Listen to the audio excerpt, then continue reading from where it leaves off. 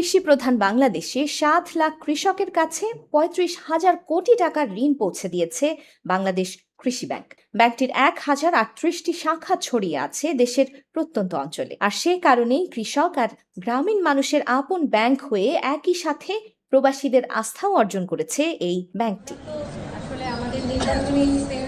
সম্প্রতি কৃষি মেলায় প্রধানমন্ত্রী তারেক রহমানের সামনে কৃষি ব্যাংকের নানান অর্জনের কথা তুলে ধরলেন সরকারি এই ব্যাংকটির ঊর্ধ্বতন কর্মকর্তারা। ব্যবস্থাপনা পরিচালক সঞ্জিয়া বিনতে আলী প্রধানমন্ত্রীকে জানিয়েছিলেন, ৩.১ বিলিয়ন মার্কিন ডলার রেমিটেন্স আহরণের পর ব্যাংকটির পরবর্তী লক্ষ্য ২০২৫-২৬ অর্থ বছরে রেমিটেন্স আহরণে ৪ বিলিয়ন ডলারে পৌঁছে যাওয়া। এ সময় প্রধানমন্ত্রী কৃষি ব্যাংকের রেমিটেন্স সেবা আরও সম্প্রসারণ এবং কার্যক্রম জোরদারের নির্দেশনা দেন।